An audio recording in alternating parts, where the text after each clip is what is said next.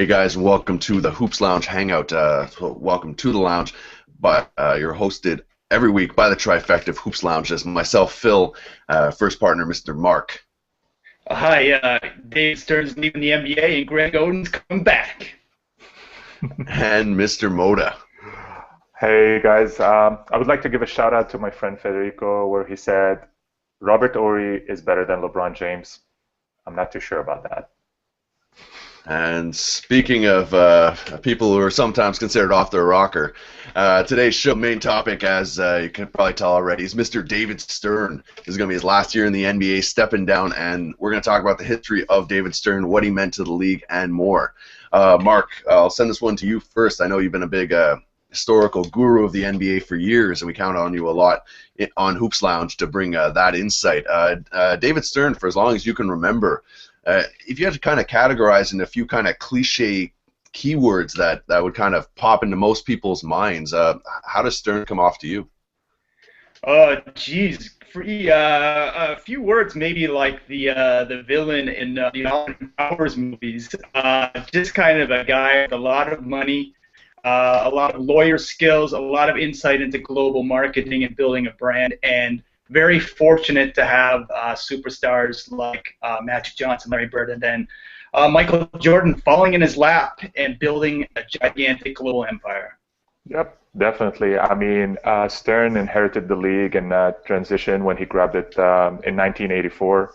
The stars of yesterday, Wilt Chamberlain, Jerry West, Bill Russell, Oscar Robertson, they were legends, but they needed something new in the league, and that's when Hakeem Olajuwon, Michael Jordan, Magic Johnson, Larry Bird came in, and they just made everything what the NBA is all about right now. I would like to also, we were discussing it actually before, but back in the days, it was the NBA was not very well known. It was known for its drug problems and guys who are playing basketball just for the money. But definitely David Stern was the game changer here. Mark can actually even give you some insights about that. It always amazes me how much Mark knows about the league, so I'll give that to Mark. Well, I mean, I guess I kind of sleep NBA. I don't know. Well, first off, I want to talk about the spirit of St. Louis. I don't know if you guys know about this. When the ABA and NBA merged, two businessmen in St. Louis basically made a deal with the NBA saying they had, because their team folded, they got ongoing rights to TV revenue coming from the four remaining ABA franchises like the San Antonio Spurs, Indiana Pacers were brought in the NBA. So they made millions and millions and millions of dollars off of this deal because it was in perpetuity, basically going on forever. And then, so basically, I think one of the last things David Stern wanted to do this year was end that contract. So he basically bought that out after them kind of vampires sucking that out of the league. But basically, being a shrewd businessman and what he's done and, developing the draft and, as Mona said, having these star players, David Stern has built his empire. But there's been, a lot of, hills to climb. I mean, dealing with issues like drug use, like Len Bias in '86. I mean, dying 2 days after the draft. The NBA was notorious for having drug problems in the past, cocaine, weed, everything else, and so basically building a league. One of the issues, and this has to be spoken about, for a long time it's very much known as a black league, and white corporate America was not ready for that. So building that entity and mending those fences was an important thing of what he did starting in the 80s. Yeah, no, they're very well, he had to make a lot of decisions that weren't necessarily popular, but he was very instrumental in the branding of the NBA and making it an international game. He thought it was very important to bring that brand all over the world. He was very instrumental on bringing international players to the game. I mean, the whole idea, we're very used to seeing guys like LaMarcus Aldridge, these 7-footers out on the three-point line, but that's a very European idea and wouldn't have been brought to light if it wasn't for Stern's branding of the NBA and wanting to branch out into all these different countries. I know myself through work. I've had a chance to see him on a video conference talking with the NBA affiliates there in China, just building that brand, building the cohesion, and they have games in London, they have games all over the world, and so he's really a marketing genius, and makes decisions that aren't necessarily favored by everyone. I mean, when you're telling an NBA player who makes $20 million a year he can't go smoke a joint, But if he's doing the privacy of his own house, he's gonna be like, what's wrong with that? But at the end of the day, it all comes down. It's that image, right, that you were talking about, that they don't want, like they want this to be a marketable commodity that people can show their children, people can show their grandparents, whatever, and they don't want the league to be associated with that or fighting. And so that's why they come so heavy down on teams, like the Pacers, Malice in the Palace, and this latest thing with Nick Young and Alex Len. And he's, people can hate him for a lot of things that he does, but anytime you're in that position, you have to take hard decisions. Yeah. And I mean, he's been instrumental in a lot of things. I'm like looking online. There's he relocated 6 franchises: Clippers, Kings, Grizzlies, Nets, Hornets, Sonics. He brought in 7 new NBA teams, so growing the business and a lot of other things. And he brought back things like the dress code. I mean, don't forget the WNBA as well. Yeah. Yeah. Oh, of course. WNBA. I mean, it's having its ups and downs in terms of success, but at the same point, yeah, he's growing the game. Yeah. I mean, when you talk about the initially, when people are actually always against him, he in every single decision that he made, everybody said no, but then they realized what's the benefit for the NBA, and I think he was very courageous in having this vision of the branding of the NBA. Well, let's look at the 1992 with the Olympics and bringing the Dream Team. Everybody was against it. They didn't want to bring Olympians that are professional players. But when he saw that the rest of the world is doing it, so he decided to bring in the Dream Team. And after that, everything just boomed. It was like bringing the Beatles to Spain. And he made it happen. He planted that seed of the global game, which is right now the NBA is very well known of. Not even we talk about the 4 big sports in North America, but the NBA definitely has the most reach all around the world, just because it's so. David Stern made it happen to bring in those games, like you said, Phil, bringing games in China, bringing games to London, the preseason games in Montreal that we saw.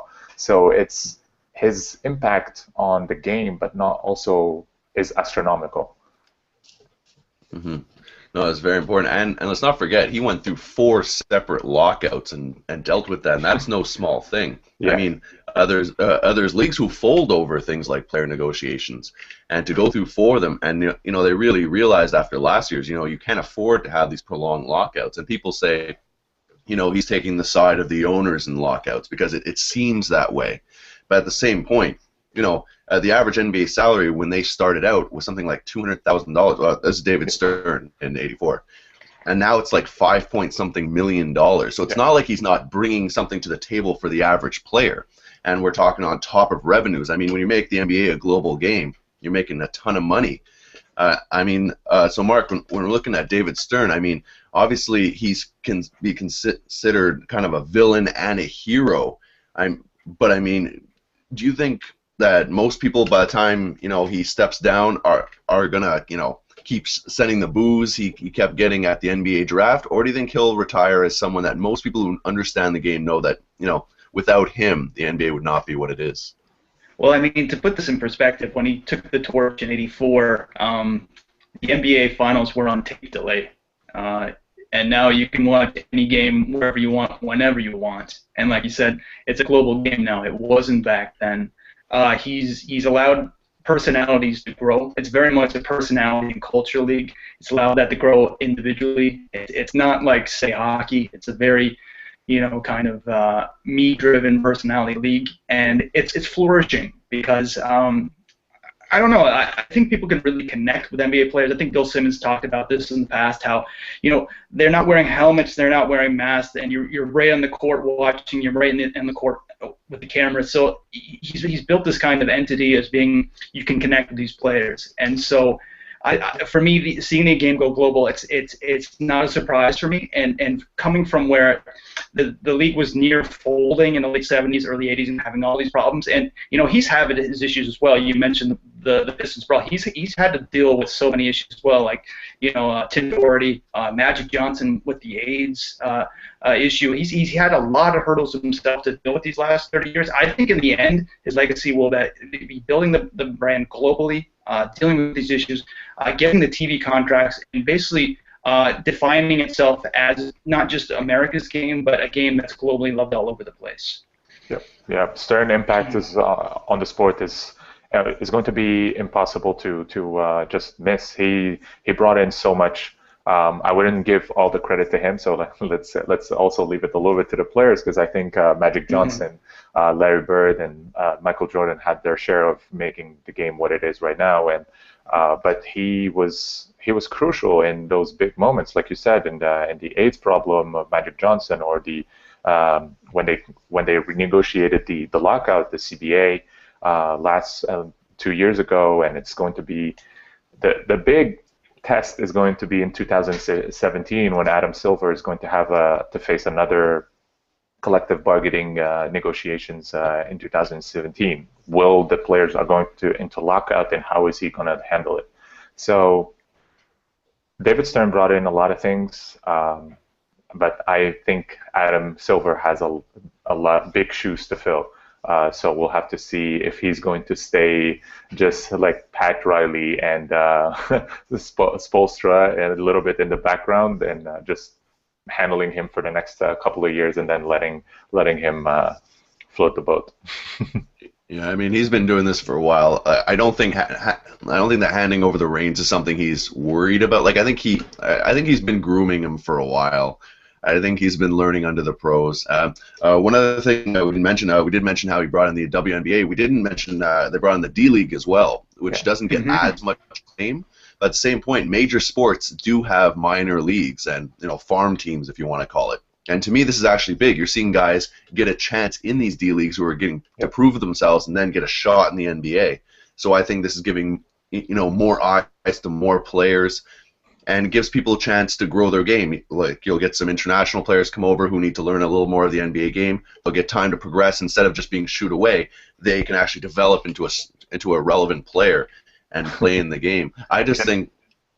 Oh no, sorry. I was just saying. At the end of the day, I think David Stern's legacy to me is he's a shrewd businessman. I mean, as a basketball fan, he can frustrate you sometimes. I mean, blocking that trade that would have brought Chris Paul to the Lakers. I'm sure a lot of people remember that for a while. But I mean, at the end of the day, when you look at it from a strictly business sense, he's made a lot of money for a lot of people. And yes, it's not just him, it's the players, but it's also people around him. I mean, he was smart enough to hire a lot of really smart people to fill in those zones. I mean, as you mentioned, it's a social media world. You can watch now NBA games from your iPad, your tablet, your this, your that.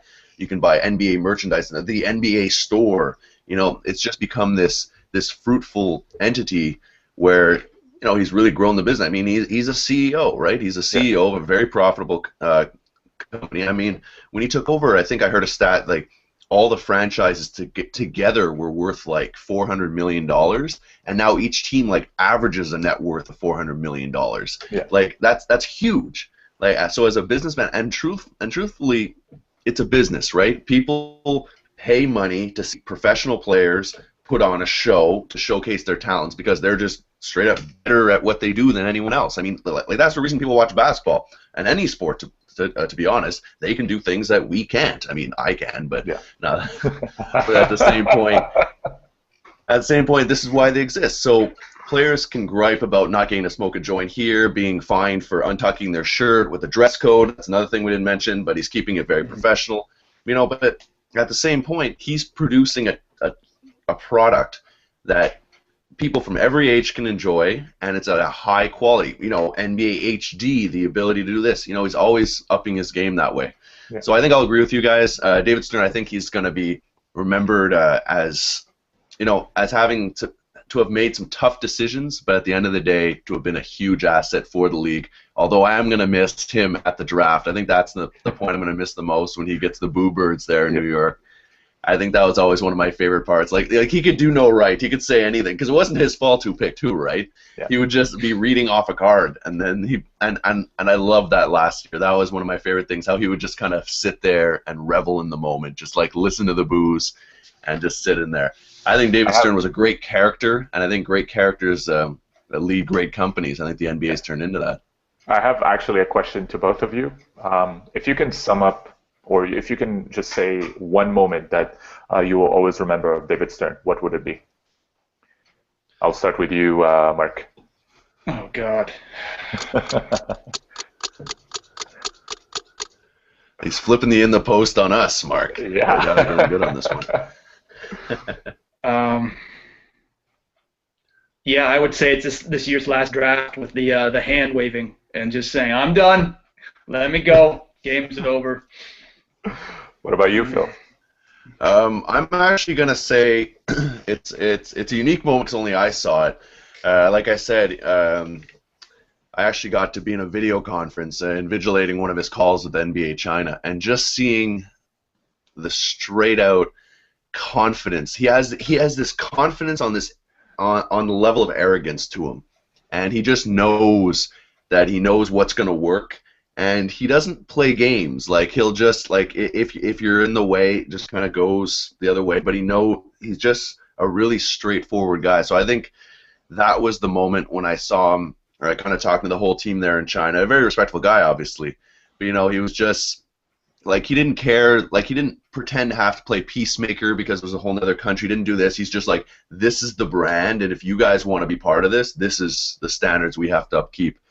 So that was my favorite. He was just a really, I won't say by the book, but he stuck to his gut and his morals, and he never wavered. And I think that kind of emphasized his whole career. He would have an idea and he would just stick to it, even if it was super unpopular. Yeah. Whether it's negotiations, whether it's dress code, or his drug policies, whatever, he was just that guy. Yeah, I remember him for two moments. The first moment is when he actually implemented the dress code, and he had all these arguments with guys like Allen Iverson and everything. But at the end of the day, I appreciated it as a former player. I appreciated the fact that he was treating the players like as if they needed to go to work, and they need to dress up because they're role models. So they need to dress up in a way that actually someone can look up to. My second moment is actually when he was on a call with Jim Rome, a journalist from a very controversial journalist, where he managed the conversation very, very, very well. He actually Jim Rome was accusing him of a lot of things, of dealing with the officiating, and he was stirring everything towards Miami Heat. But then he just switched the conversation, and he made it. You can see how smart he is in that conversation. If you haven't seen this before, just look up David Stern versus Jim Rome, and you'll see the call. It's actually you will have a good laugh. Yeah, no, it's very true, and it was interesting actually. You mentioned the dress code bit. How players are so against it now, and now NBA players are seen as these fashion icons, right? You guys like LeBron James and Dwayne Wade, who not only have embraced the dress code, but are stepping up their game. Like even guys like Russell Westbrook, people can laugh at his outfits, but at the same point, but it's like you're actually going to gain more endorsements through other companies, right? Yeah. Like these high-end fashion companies. So he's actually making these guys money, and they complained at first, but it's the one thing he did. So yeah, David Stern, great guy, and we're going to miss him. But I think he, as you guys have alluded to, I think he's going to pop his head into the NBA scene here and there. I don't think we've seen the last of him, but being 71 years old, he deserves to take a little bit of time for himself. So we have that moment, one of my favorite moments of the week. Mr. Mark's going to lead us off with our Naismith moment. Mark, what do you have on tap for us this week? Well, I've been doing a lot of Canadian content, but I want to do a bit of a history lesson today because Naismith, as we all know, is the father of basketball. And yesterday is actually the 20th anniversary of the movie Hoop Dreams. If you haven't seen it, his Siskel and Ebert called it the best film of the decade. They later called it the Great American Documentary. It's in the Library of Congress. Not a lot of films in the Library of Congress. It just shows how vital it is to cinema history. I rewatched it last night. And to give you a bit of context, I was a high school basketball player the last time I watched this 20 years ago, and it's just as riveting now. Really, it's a story about two guys starting at age 14 in ghetto in Chicago, and from that age going through high school basketball to college basketball, and seeing them reaching for their dreams and ultimately falling. I mean, it's the story that it's not said often enough about how one in probably 10,000 or 20,000 players gets to make it to the NBA, and the rest don't. And this is the story. This is a story about their families, their communities rallying around them, injuries, triumph, defeats. The lights going off because you can't pay the bills, scholarships, everything else, the corruption in the industry. But really, it's about the American dream.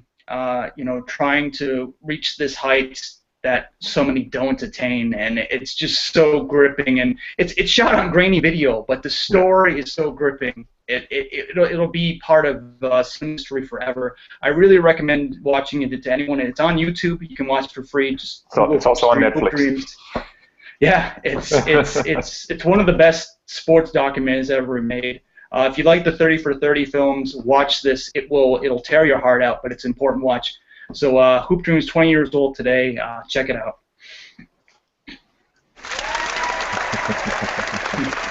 Well, thanks for that one. It's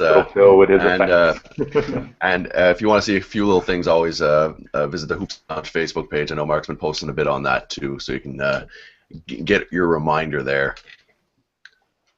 So now it's my favorite time of the week. It's in the post. So Mike, your favorite time because you get to lose every week? Or is I'm not too sure about that. We'll see this week. I'm pretty sure most people who watch the show are. Okay, go ahead, Mark. I think Mark is keeping count, so we'll know by the end of the season who won the round. So yeah, we'll see. Sure. Okay, so one team we have not talked a lot about this year, I don't know why, because we got to cover them during the preseason, and you can tell by what Phil's wearing today, it's the Boston Celtics, one of the greatest franchises in NBA history, but haven't exactly been playing great basketball the last few years. So this week's In the Post is all about the Boston Celtics. So let's start with Moda. This question is for you, Moda. Argue that the Celtics are not tanking right now. Whew. Oh, wow. It's very difficult to say that they're not tanking, but they have a young team, so they can't say that they're going for the playoffs. So, yes, they are tanking. I will know. I can answer this question when they trade Rondo at the beginning, at the trade deadline, because Danny Ainge declared in November that his Rondo is not going anywhere, but he said that last year about Paul Pierce, Kevin Garnett, and he sent them to Brooklyn. So I'm not too sure. And Danny Ainge is very controversial with his decision. So I will say the Celtics are not a franchise that tanks, just like the Lakers, but they are in rebuilding mode. So no, they're not tanking, but they're not winning. So that's the thing. They try to win. They try to rebuild their game, and also their coach is. I don't think he has the mentality of playing for to lose. So it's for me, no, the Celtics are not tanking. What are you saying, Phil? That makes sense. I think you had the answer at start, because I was thinking of this and I was like, people always talk about our teams intentionally tanking or not. And the one thing that gave me that hope that they're not tanking is the fact that they still have Rajon Rondo on that roster. And Rajon Rondo will soon be has been making his return, so just getting back into form there. And Rajon Rondo, big trade piece, potentially. So the fact that he's still on that team means, are they still trying to win games? Because anytime you have a pass-first point guard who can get people involved, you're going to win more games than if you started, a shoot-first point guard. Yeah. Or at least in my books. So yeah, I think the whole reason for now, but I don't know if I believe in it. I think Rajon Rondo is their leader right now, and they do have Jeff Green, so they have enough guys that can potentially win games. Kind of like the 76ers. You look at them, are they trying to tank? Well, they have too many guys who score points right now to tank. Yeah. So while they still have Jeff Green and Rondo on that team, I'm going to say they're still trying to win games while developing their coach and players. Yeah, agreed. Okay, so Phil, next question. Will Rondo be on the team next year? Mike, will Rondo be on the team? I'm going to say no. I think he gets traded. See, the tough part is I really think he'll get traded before the trade deadline because I think GMs are really wary of getting ripped off when their players have little to no value. It's not to say he has no value, but I think he'll play enough games just to show he can, he's healthy. But people know what Rajon Rondo. I mean, he's not 22 years old. He's like 27 at this point. Yeah. So he has that street credit there. So I think. Does it get traded before the deadline is a little iffier? I'll give it like a 54% to 46. I'll be awkward like that. But is he on that team next year? I'll say no, just because I don't believe that the Celtics think that they can turn this around fast enough for Rondo. Like Rondo, I don't think wants to deal with a bunch of 21-year-olds who want to rebuild. Yeah. So unless they can prove to him that they're ready now somehow, I think they have to do it for him and for their future. Yeah, I agree with you, Phil. I mean, it's Rondo looked good the other day. The other day when he scored 8 points and 4 assists in 19 minutes. But the only thing is, why I would agree, because he was always on the trading block. Danny Ainge always tried to trade him when the big three was there. So he's a good asset to have, and it's a good asset to get younger players for. So I think I agree with you here. I think he's going to be gone by the trade deadline. Nice. Okay, next question is from Moda. Is Boston still a market that big name free agents want to play in? Oh, there's no doubt about it. Boston is the leading franchise with the most championships, and yes, people want to play in the green, even though it hurts me to say this because I'm a Knicks fan, but yes, people like to play for the Celtics. It's a great franchise to be in. It's a great city also to be in. So it's not like you're talking about the Charlotte Bobcats or something, but we're talking here about the Celtics. It's one of the historical places. So you're talking about Bill Russell, who played there, and all those Larry Bird and all those great players. So yes, it's a market that you want to go for because it's the Celtics. I don't know. I think they're a little past their heyday that way, honestly. I was looking at them. I see what you're talking about, the history, but I think it's one of those places that people don't want to theoretically go, but once they're there, they embrace the culture and everything. Because I think that's the reason that you never hear about Boston's name when it comes to, Carmelo Anthony becoming a free agent. When you hear about all these free agents, you hear about the Knicks every time. You hear about the Lakers every time. But I think Boston right now, I mean, I can see why you'd like to play there, but right now I don't know. I see it as that one level just below that in terms of player interest. I don't think they have it anymore. I think that they need to.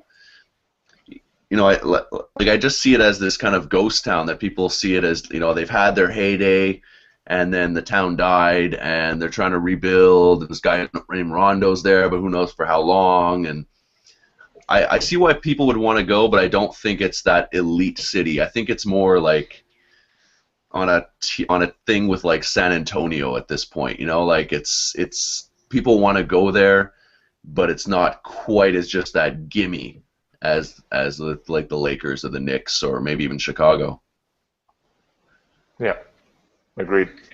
But okay, I still give the Celtics a lot of credit. I mean, it's a great franchise to be in. So it's I would want to play for the Celtics. I mean, I think you'd like to play for any NBA team, but like if it's a great place to play for, like why aren't more big name free agents going there? It's one of those places that I'm sure they've had money for a bit. Well, ever since they traded these guys, and they'll have money, but it'll be interesting. Like I can't wait to see the first rumor of a big name free agent saying that Boston is on the radar. Yeah, because I don't think I'll see it. Got to mention this too. I'd like to play for Brad Stevens. I think he's a really good coach. So that's a place I'd want to play if I'm a young player. For sure. So Phil, keeping on the history bit, the Celtics had the first African American coach in league history. Who was it? Oh, I can't Google this. Man, I'm the worst with history.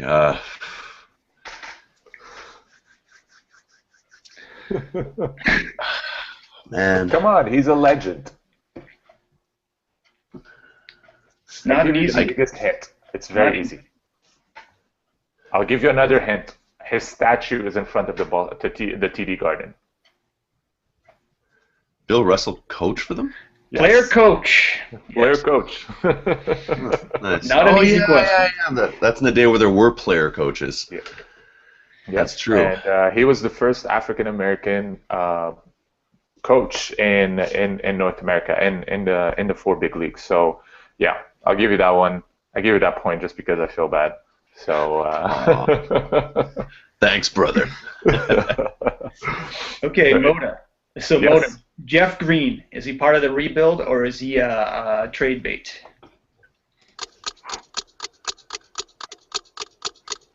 Jeff Green is part of the rebuild. Jeff Green brought in a lot of things to the Celtics. He's gonna stay within the Celtics for next year, for sure. Yeah, I don't agree. I think they're just boosting up his numbers right now. I think he's been there enough years that they're kind of like, I hope this guy builds, but he's not, again, he's not 22 anymore. He's like 27 or 28. He's born in 86, so you'll do the math for me. But I think he's just, like, they're playing him because they have no one else. He's getting big numbers, but I really think that they're hoping they can sell high on this guy and get some rebuilding pieces. I think Jeff Green, especially if they trade Rondo. If Rondo's gone, Green is out of there. But I just think that there's, they're going to have a bad record, so they're going to have a good draft. Well, they should anyway, so there's good wing players there. I just think that Jeff Green at 27, it's the same idea as Rondo. Like, if you think you can contend in 1-2 years, sure. But if you don't, trade him now. I think Jeff Green's a much easier trade than Rondo. Well, I have to say that I like Jeff Green. I would keep him on my team. Well, I like him too. I'm just saying long term, because you have to build a team, right? If you're not going to win right now, and he's an athletic guy who's in the prime of his career, do you play it out and just win 10 more games a season because of him, or do you trade him to try to really rebuild? I don't think the Celtics will just explode their entire team and just trade Rondo and trade Jeff Green just to keep Olenek around him. No yeah, but it's not like they're winning now, right? So if you're not winning to begin with, why are you paying these salaries? Yeah, you know what I mean, okay. All right. So final question this week for In the Post. Phil, another history question for you. Red Auerbach was notorious for doing whatever he could to win basketball games.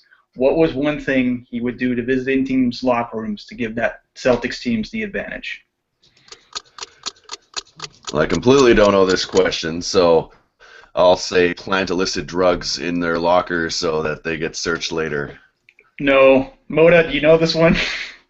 Can you repeat the question? What was one thing that Red Auerbach would do to give the Celtics an advantage to the visiting team's locker rooms?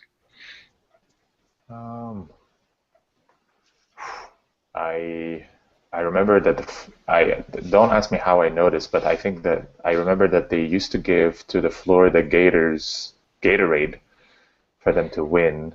But I'm gonna say this is very, very specific. I wouldn't know. He would crank the temperature way down so they'd be freezing their butts off right before game time. Oh wow, that's legal.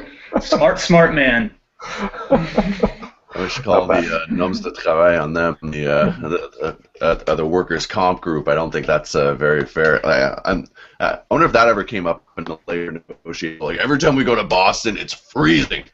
They really need to turn on the heat. Mr. Stern, I doubt it. All right. So was that last question coming from you, Mark, or was that? Yeah, I threw that in there. Yeah. Nice. So last week we mentioned that we're going to do the fan question of the week. Mark, would you tell us what's that? It's coming from our dear friend Cedric. Yeah, so actually Cedric got to see a couple Raptors games last week, which is pretty Yeah. cool because they're rolling, they're rolling. But this one's just a general question about the NBA. Cedric said, "I'd like to know, with the two conference being really uneven, what do you guys think would be the perfect playoff formats now for the NBA?" Huh. I'll let you go first, Moda, to have Okay. a first shot at Um, glory here. the playoff format right now it's 2-3-2. Um, in my opinion, I didn't like that, but it's because it always gives, in my opinion, it gives advantage to the second team. I would prefer for competition for them to keep the level high, to make it 2-2-1-1-1-1. So the format will be able to bring it back to the number one team and make it even. Um, this the way it's been playing the last 2 years, you can see that the Spurs could have won the last 2 years, the last year because of that. But if they I'm not sure, but I think that they should change the format. We always discuss this, me and my friends, and they said that it's not very fair for the number one team who played their hearts out to get that winning record during the season. Yeah, that makes sense. But when I think format, I don't know. I'm kind of thinking of a different thing. I'm actually thinking of, Eastern Western conferences. Hmm. Now, was Cedric specific on like when we're talking about the individual game or like how they're set up, or does he just want to talk about it in general, Mark? I'm thinking in general, but it's good to look at both. Yeah, because I'm thinking like my biggest problem isn't the 2-3-2 or the 2-1-1-1. I, I actually like the 2-3-2 because I think less travel, there's less excuses on the players. But I'm thinking in formats, I just think honestly they should have kind of a top 16 thing where they just pick 1, 16, 2, 15, like the whole league. Like it doesn't matter about conferences, and they just play that way because honestly, fans want to see the best product. And are you really going to say I want the Milwaukee Bucks in the playoffs as for a minimum 4 games? It's going to be 4 games. They're going to get destroyed versus the Denver Nuggets if they happen to miss it, right? So what you want for a product and for entertainment is to have the best product available all the time. So I think what you have to do is get the most amount of good teams in the playoffs. Now, however you choose to play these games, whatever. But I mean, I really think that, especially like a team like this year, I think there shouldn't be more than like 2, 3 teams from the East being in the playoffs. I Hmm. mean, if you're the fifth seed in the East, I don't really want to watch you because there's so many better teams in the West that are just sitting at home because you happen to have lucked out to be in that conference, right? I think there's just I think that's the thing that they're going to look at the most, and whether it's fair or not. I mean, but you know what? You get the same dollars. You get the same amount of big markets. The East just has messed up.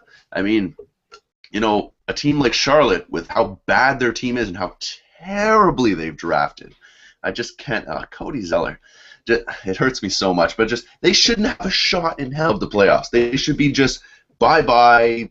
Have fun with golf. And honestly, it's just like that's one of the few things that bothers me. Like I'm gonna have to watch a first round series of a team like Indiana or Miami just murder a team that doesn't deserve to be in the playoffs. That's So my you're biggest grip. so what you're suggesting is sort of an April Madness, just like March Madness. Well, the thing is, Yeah. what I've always wanted actually, which is weird, is to have more than 16 teams, like maybe like 20 or 24, make it and then have like a March Madness finals. But it'd be weird, right? Because you could theoretically have some Cinderella team like the Sacramento Kings just blow through it. Like they have to beat each team once. A team like Sacramento has enough tools to beat each team once. So it'd be interesting, but I mean, it takes away from the fairness of the game, right? Like they do that in football because you can't have football players play a 7-game series and another 7. Like the playoffs would last all year. But in the NBA, you want the best teams to play, and that's why they do it in hockey, baseball, basketball. You play 7 games because yeah, I can beat you once if I'm a worse team. I can just get hot that game, but I have to beat you 4 times, and really, if I'm the worst team, it's not usually going to happen. So if you play the March Madness way, it takes away a little bit from the actual better teams getting through. Although would it add a bit of excitement? It might. I just don't think that. I don't know. I don't think the league would do it because you could end up having like a finals of like Sacramento versus a really hot Derrick Rose-less Chicago Bulls team. Because like all. Oh, I think we lost Phil.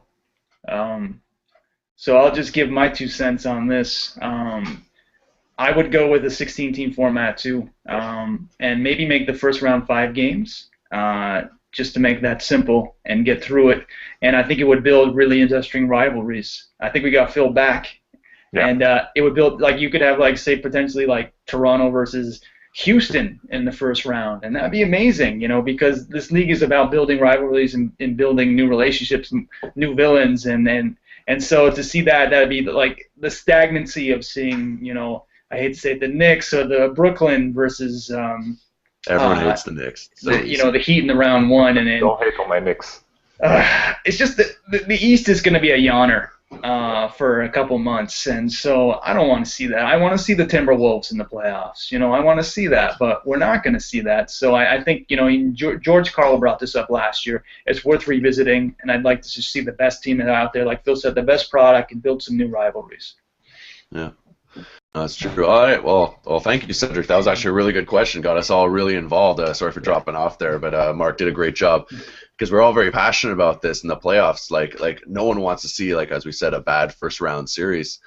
So that was our question of the week. I mean, when we're looking forward to what's coming up this week, what do you guys have on tap? Moda, how about yourself? I'm writing an article about the possibility of what it would take to have NBA players in Europe. And I'm going to be also discussing some topics with a few guys that own a couple of websites here in Europe about basketball, and it's going to be an interesting mix for us in bringing in a little bit of more international basketball on Hoops Lounge. Well, that's very interesting, actually, because that's something I wanted to talk about. Maybe we could touch on it after you're done your article, because we've been saying with David Stern, they've been bringing a lot of the European players to the NBA, and maybe how the European clubs feel about losing that talent. But you're talking about almost complete opposite, like kind of like how in hockey, like Kovalchuk went from the NHL to the KHL. Maybe the reversal of fortunes. That's an interesting one. I look forward to that. Mark, what do you have on tap? Yeah, it's interesting you said that because Adam Silver's saying this week that there's potential for having a division of the NBA in Europe. I think that'd be fascinating. Let's see if we get there. But I mean, just amazing. As the game grows, it's just amazing. We just had a piece by Michael Grunberg up the other day about looking at the entire Eastern Conference and debating whether or not which teams are tanking. That's really interesting. So hopefully one of our guys will do a piece on the Western Conference as well, looking at the same angles. As well, I'm just wrapping up a piece about Jonas Valanciunas, and then I'm going to do a piece, I think, on Kelly Olynyk after that as well. He's been playing actually really good ball for the Celtics the last week, slowly coming into his own. And as well, I ran into a random basketball website last night when I was trolling the internet. It's doublescribble.com, and it's some of the greatest basketball art I've ever seen in my life. Check it out. I'll put it on our Facebook page, and you can find all kinds of really great stuff on our Facebook page. Yeah, so a lot of that, and so I've gone through my 2 so far in the post episode, so people are really liking that. If you guys don't know, in the post, I grabbed my top 5 stories of Off the week. The wire. Yeah, off the wire. Sorry, I've just been all over the place today. Off the wire, and you can note the typewriter symbol there, so I keep it pretty obvious. So I grabbed the top 5 stories of every week, and then I have a little YouTube video of me going through the articles, kind of giving you a rundown of each. So if you just want to watch the video, I'll give you a quick rundown, and I'll always in the description on both the article I'll push and the YouTube page, however you want to absorb our content, I'll have the links to the article so you can check it out yourself. So get your basketball info. We'll become your one-stop shop for basketball. So that brings us to another end of the week. I want to thank you guys for another fantastic show. Mr. Moda and Mr. Mark, you can catch them both on their social media outlets as well as myself and Hoops Lounge, so hoopslounge.com, contributors, catch us all there. Hoops Lounge on Facebook, Twitter, and the rest. And we'll catch you guys next time on the lounge. See ya. See ya.